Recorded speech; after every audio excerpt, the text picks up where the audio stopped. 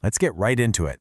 If you've ever watched the financial news and wondered how massive, eye-watering amounts of capital actually move around the globe, well, you are in exactly the right place. Today, we're stripping away all that dense financial jargon and looking straight at the source material to build you a complete investor's toolkit.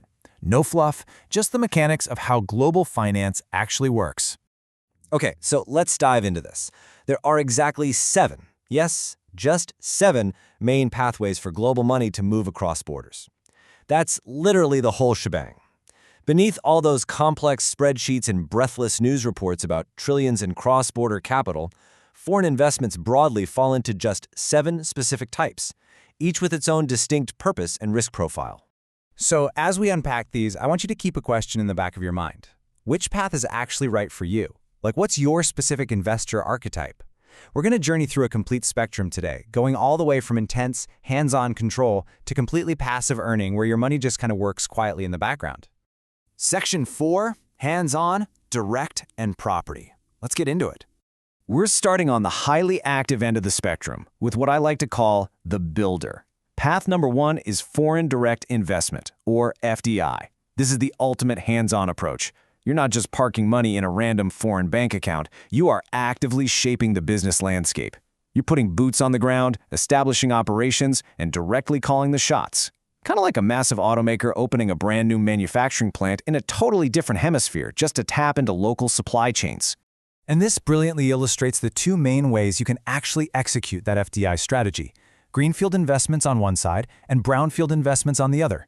A greenfield investment is, well, exactly what it sounds like. Imagine standing in an empty, green field and building a new factory completely from scratch. You're building it from the ground up. Brownfield, on the flip side, is a lot like buying a fixer-upper. You're acquiring or merging with an existing foreign business. You take something that's already there, plug right into their existing workforce, and make it your own. Now imagine trying to navigate a brand new country's regulatory maze and cultural nuances all by yourself. Pretty daunting, right? Well, if taking on all that risk alone is a bit much, you can opt for a joint venture. It's a fantastic sub-strategy of FDI where you partner up. By collaborating with local firms, you share the resources, but honestly, more importantly, you share the massive risks with local experts who already know the lay of the land. Staying firmly within this builder archetype, we hit path number 2, real estate investments.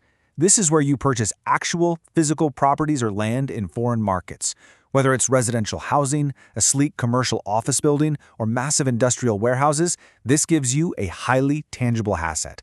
A lot of investors absolutely love this route because it provides a physical, appreciating footprint in a foreign country. It acts as a direct hedge against inflation while still letting you maintain active, hands-on local management.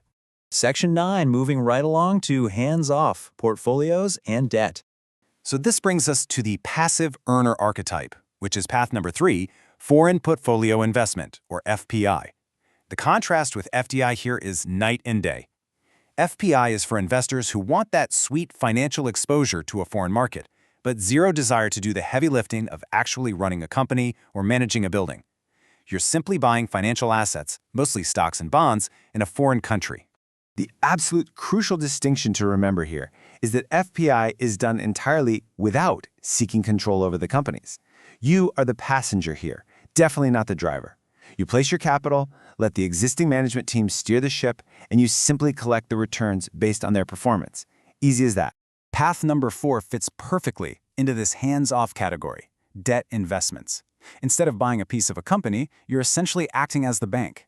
You provide loans or bonds from foreign entities. Now keep in mind the risk profile here varies wildly. Lending money to a foreign corporation through corporate bonds definitely carries a higher risk of default. On the other hand, lending money directly to a foreign government through sovereign debt, that's traditionally viewed as a much safer harbor. Either way, you supply the capital, they agree to pay you back with interest, and your hands stay completely clean of the day-to-day operations. Section 13, high risk and state funds. Time for the heavyweights. Welcome to the gambler archetype. Path number 5 is venture capital and private equity. This is where investors dive into foreign markets specifically hunting for startups or private companies. They are taking on significant accelerated risk because, let's face it, these aren't established blue-chip giants. These are unproven, highly volatile entities. But in exchange for taking on that massive startup risk and holding an equity stake, these investors are hunting for outsized exponential returns. We're talking real game-changer money. Now, for our sixth path, hedge funds and other investment funds operate quite a bit differently.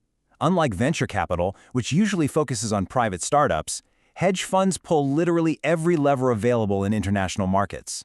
They deploy incredibly complex, high-risk strategies across a massive variety of foreign assets just to squeeze out maximum returns.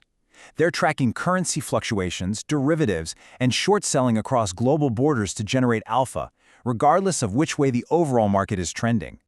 Finally, path number 7. We are shifting completely to the macro level here. Sovereign wealth funds. In this scenario, the investor is an entire government acting as the nation-state investor.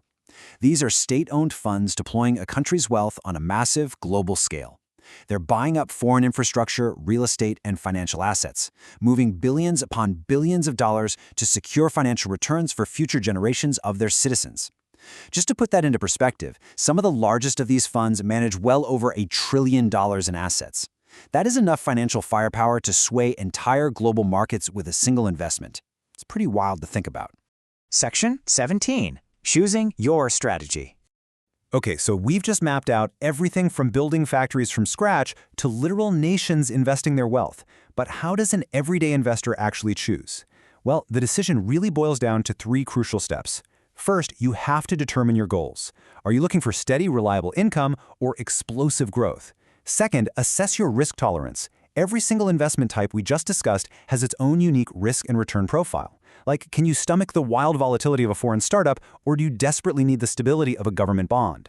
And third, evaluate market conditions. The global landscape is constantly shifting, and as we all know, timing your entry is absolutely everything. Which brings us to a final thought for you to chew on. Look at the immense variety of paths we've covered today. Based on everything you've just learned about the mechanics of global finance and taking a hard look at your own personal risk tolerance, where would you deploy your capital? Use this toolkit to view global markets with a bit more clarity next time you read the financial news. Catch you in the next one.